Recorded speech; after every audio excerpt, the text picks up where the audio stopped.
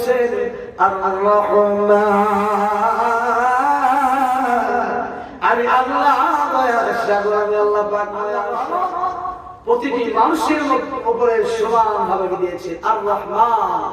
খ্রিস্টানের জমিতে, হিন্দুর জমিতে, বৌদ্ধর জমিতে, নাসারার জমিতে যত যত অমান্যকারী অমান্যকৃত মানুষ আছে, সব মানুষের জমিতে আফরাআইতুম মা তাহরুসুন ওয়া আনতুম তাসরাউনাহু আম নাহনু যারিউন।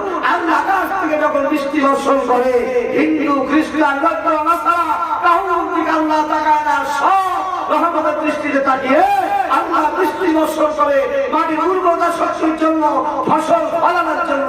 জোরে বলুন কথা ঠিক কিনা?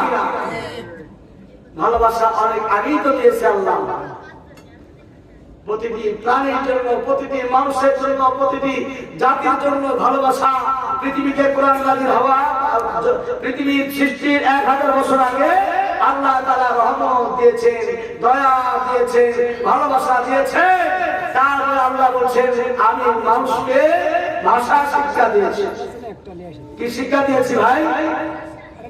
মানে কথা বলার ক্ষমতা দিয়েছি। আল্লামাল কুরআন, আমি কোরআন শিক্ষা দিয়েছি। আল্লামাল কুরআন, আমি কোরআন শিক্ষা দিয়েছি। দেখেন তো পৃথিবীর সর্বপ্রথম পৃথিবীতে যিনি পদার্পণ করেছেন, 35টা পাহাড়ের মাটিকে রিফাইন করে খুব সুন্দর ফি আইয়ি সূরাতিন মা শারাকাবা পৃথিবীর সব প্রাণীকে কুল ফায়াকুন বলে আল্লাহ সৃষ্টি করলেন। খলাকাতু বিয়াদাইতা, আল্লাহ তাআলা সমস্ত প্রাণীকে সৃষ্টি করলেন আল্লাহর হুকুমে। আর আল্লাহ তাআলা কুদরতি হাত দিয়া তৈরি করেছেন, বানিয়েছেন, তারা হলো মানুষ। তারা হলো কি? মানুষ। এই মানুষ সৃষ্টি করলেন সর্বপ্রথম আদম আলাইহিস সালাম। নাম কি বলছি? আদম আলাইহিস সালাম। আদম আলাইহিস সালামের মধ্যে যখন রূহের আমরি রব্বি, যখন রূহ প্রবেশ করাইছে, কি প্রবেশ করালেন? রূহ। যেমন কি রূহ? রূহটা কি? আল্লাহর একটা হুকুম মাত্র, আল্লাহর একটা হুকুম মাত্র। রূহের আমরি রব্বি, হায়াত আমরা 4টা অংশে গ্রহণ করেছি মানুষ। হায়াত কয় প্রকার?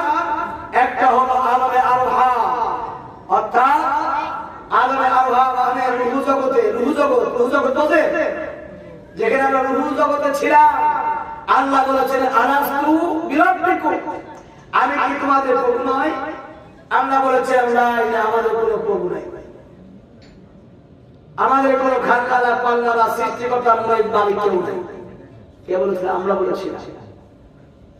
নবীদের রূহ আত্মা ছাড়া সব এক ডাকে বলেছিলাম লা ইলাহা।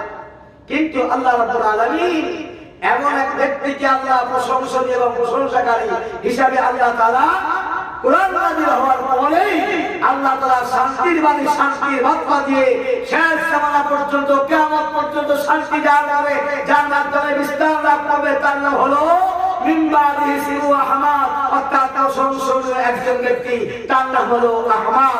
আর প্রশংসাকারী হিসাবে নাম থাকবে মুহাম্মদ।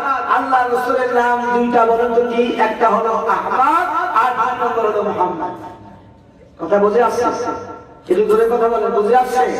একটা নাম হলো মিন বাদি ইসমে আহমদ, আহমদ মানে প্রশংসনীয়, আর একটা প্রশংসনীয় পাত্র।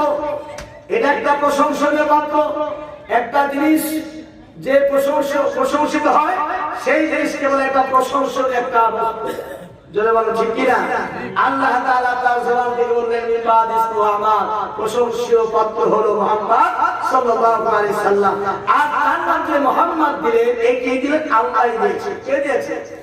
আল্লাহ দিয়েছে। কিভাবে দিয়েছে শুনবেন? কথা বলে শুনবেন নাকি? এইভাবে দিলেন মুহাম্মদ রাসূলুল্লাহ। মুহাম্মদ মানে প্রশংসাকারী। মুহাম্মদ মানে কি? একটু জোরে বলুন। মুহাম্মদ অর্থ কি? এখন যেখানে অন্ধকার, অন্ধ সমাজ, অন্ধ জগৎ, যেখানে রূহের আমরি রব্বি, রূহ আর রূহ কেউ একজন আরেকজনকে চেনে না, কিন্তু রূহ অস্তিত্বহীন, অস্তিত্ববিহীন।